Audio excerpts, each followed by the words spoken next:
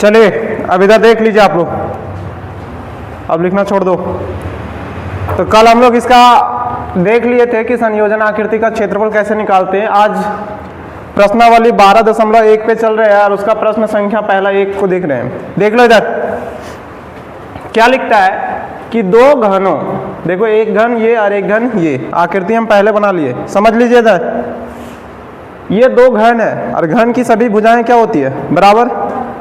कह रहा है जिनमें से प्रत्येक का आयतन कितना दे रखा है, 64 सेंटीमीटर। ठीक, आयतन दिया है, किसका दिया है, ये दोनों घन का। ठीक है, फिर कहता है कि संलग्न फलकों को मिलाकर एक ठोस बनाया जाता है, इससे प्राप्त घनाभ का पृष्ठीय क्षेत्रफल ज्ञात कीजिए। क्या किया, ये दोनों घन को जोड़ दिया, देखो यहां जोड़ दिए ना, दोनों घनों को क्या कर दिए, जोड़ दिए। संलग्न फलकों का मतलब होता है ये वाला फलक जो है इसके साथ आ गया, ये वाला इसके साथ आया, ये वाला इसके साथ और ये वाला इसके साथ, ये दोनों को जोड़ दिया गया। अब समझो, जोड़ करके क्या बनाया गया, एक घनाभ बनाया गया। क्या बनाया गया, घनाभ। तो इसका क्या ज्ञात करना है, कुल पृष्ठीय क्षेत्रफल, कि कुल पृष्ठीय क्षेत्रफल कितना आएगा। आप लोग देखिए यहां से थोड़ा सा कि लिखते कैसे है।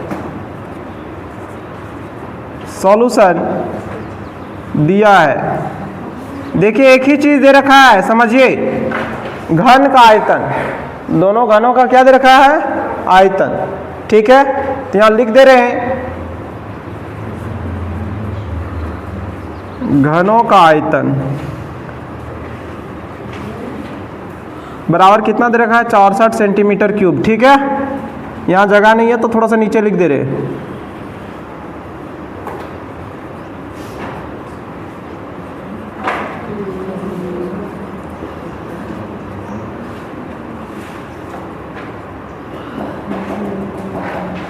किसको किसको मालूम है कि घन का आयतन क्या होता है, मालूम है तुम लोगों को? ए बाबू, घन का आयतन क्या होता है, फॉर्मूला बताओ। तो तुम लोग को बताए थे आधार का क्षेत्रफल, तो ये वर्ग होता है, ए स्क्वायर गुने ऊंचाई ए, यानी ए का क्यूब कितना होता है, ए का क्यूब बराबर 64 सेंटीमीटर क्यूब। अच्छा एक बात बताइए, ये घन का आयतन दिया है तो हम लोग क्या प्राप्त कर लेंगे, घन का एक भुजा, तभी ना पता चलेगा कि नीचे वाला दोनों भुजा को जोड़े तो कितना आया घनाभ का लंबाई। तो देखिए इधर से, ए बाबू यहां से क्या कर रहे हैं, क्यूब हटाएंगे, अगर इधर क्यूब हटाएंगे तो उधर क्या जाएगा, क्यूब रूट, क्या जाएगा, क्यूब। तो यहाँ ए बराबर हटाए तो इधर आया क्यूब रूट, यानी 64। 64 का घनमूल कितना होता है, कोई बता सकता है क्या?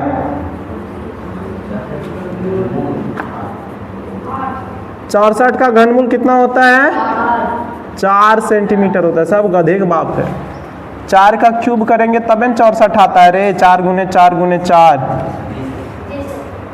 तो कितना होगा, 4। अब तुम लोग को केवल जो है ना हरियर का बांस का फराठी से मार खाने योग्य बचा है, और कुछ नहीं।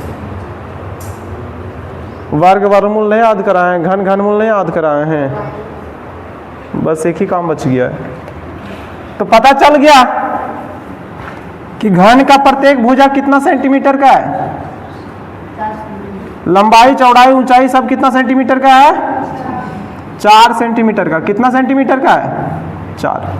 सर पता चल गया। तो अब तुम लोग बताओ, ये 4 सेंटीमीटर, ये 4 सेंटीमीटर, दोनों जुड़ेगा तो इसका एल का मान कितना आएगा,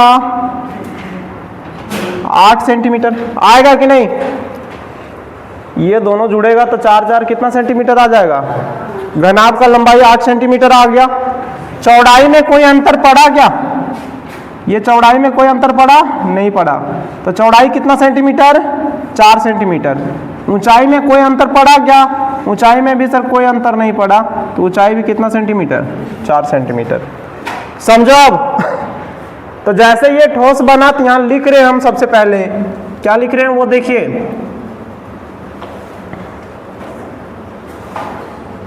अतः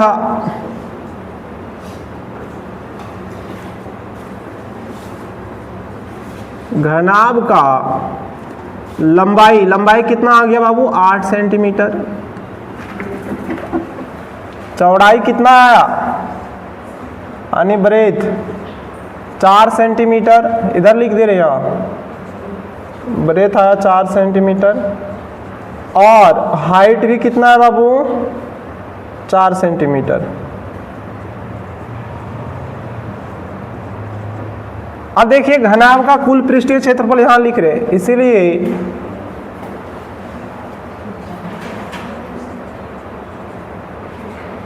घनाभ का कुल पृष्ठीय क्षेत्रफल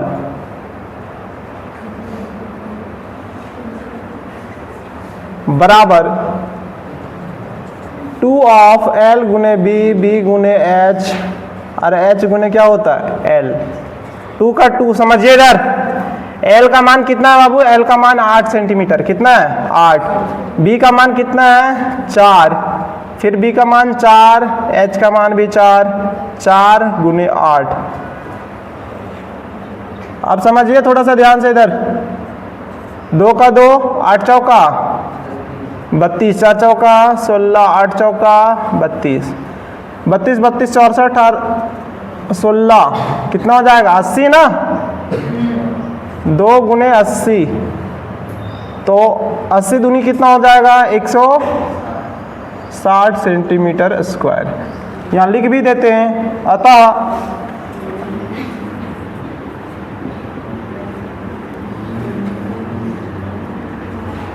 घनाभ का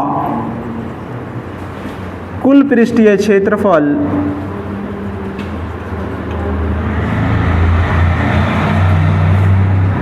एक 160 सेंटीमीटर स्क्वायर है। कोई दिक्कत? तो केवल तुम लोग को जांच रहा था कि देखते हैं कि भुजा निकाल पाता है कि नहीं। भुजा निकाल करके और जोड़ना था। तो कितना आ गया 160 सेंटीमीटर स्क्वायर। चलिए अब इधर वाला क्वेश्चन देख लीजिए दूसरा।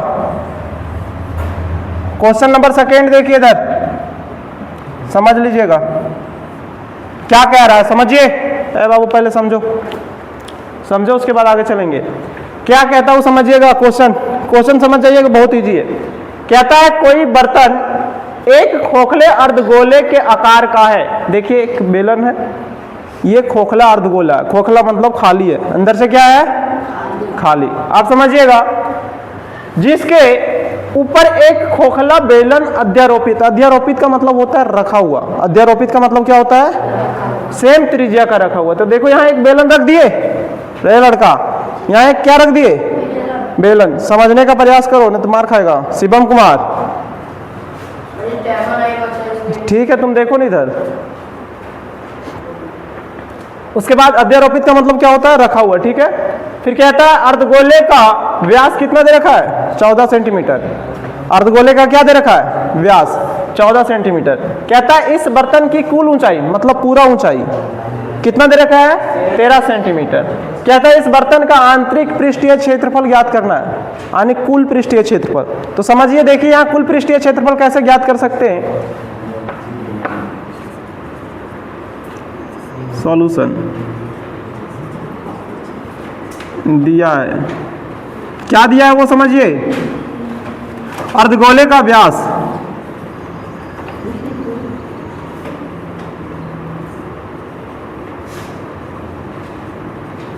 यानी डी का मान कितना सेंटीमीटर दे रखा है 14 सेंटीमीटर। इसीलिए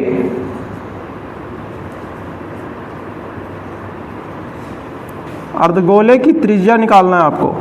तो त्रिज्या कितना होता है व्यास का आधा होता है ना। तो d/2 और d/2 मतलब 14 का आधा कितना सेंटीमीटर आ जाएगा 7 सेंटीमीटर। अब समझने का प्रयास करो तो समझ पाओगे।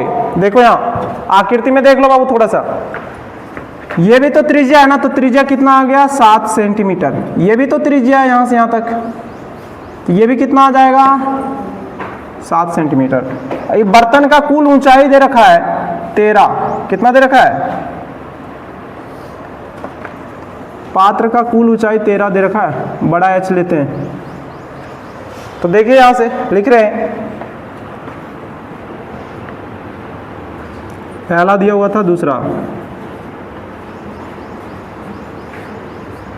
बर्तन की कुल ऊंचाई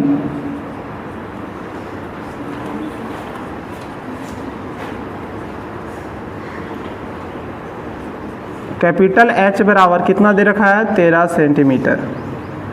तो आपको क्या करना पड़ेगा, बेलन का ऊंचाई निकालना पड़ेगा। ए बाबू क्या करना पड़ेगा, बेलन का ऊंचाई निकालना पड़ेगा। तो बेलन का ऊंचाई कैसे निकालेंगे वो समझिए। ये कैपिटल एच में से इस आर को घटा देंगे, यानी 7 सेंटीमीटर को घटा देंगे तो एच निकल जाएगा। क्या निकल जाएगा, एच। इसीलिए बेलन की ऊंचाई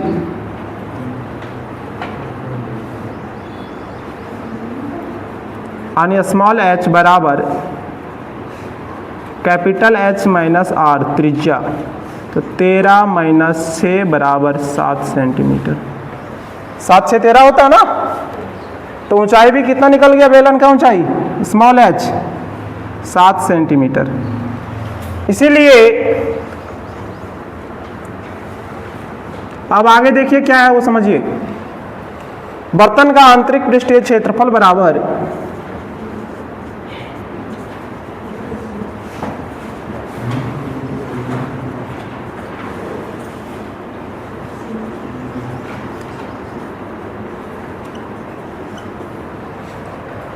क्या होगा, अर्धगोले का वक्र पृष्ठीय क्षेत्रफल प्लस में बेलन का वक्र पृष्ठीय क्षेत्रफल।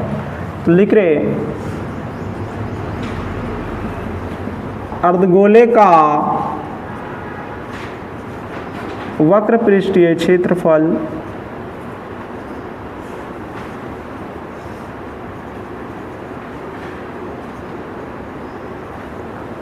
प्लस में बेलन का वक्र पृष्ठीय क्षेत्रफल।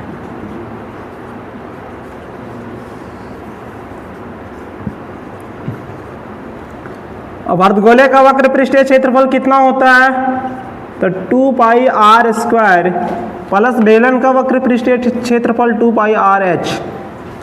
यहाँ से हम लोग 2 पाई कॉमन लेते हैं, 2 पाई आर, यहाँ आर प्लस एच ये था। अब समझिए 2 का 2 पाई का मान 22/7, त्रिज्या है 7 और ये टोटली का मान दे रखा है आर प्लस एच का मान 13 दे रखा है, यानी कुल ऊंचाई। ठीक है, लिख देते हैं 7 प्लस 6, 7 से 7 कट गया, 22 दूनी 44 और 7 6 13, 44 गुने 13 कीजिए आप।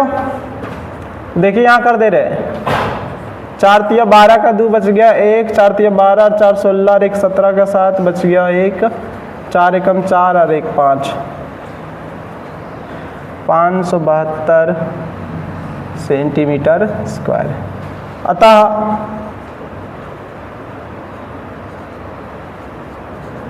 बर्तन का आंतरिक पृष्ठीय क्षेत्रफल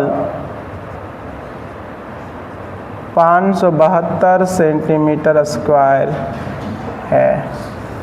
ये आंसर हो गया आपका। देख लीजिए इसका आंसर सही आया ना, बुक पलटिए।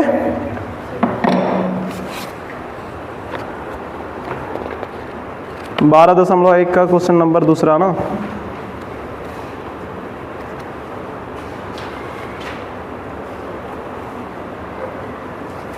सही है, 572 सेंटीमीटर। आपके पास अभी 10 मिनट समय है, पर्याप्त समय आप लिखिए। आज यहीं तक रखेंगे, फिर अगले वीडियो में देखेंगे इससे आगे वाला क्वेश्चन। ये घंटा हो गया सर।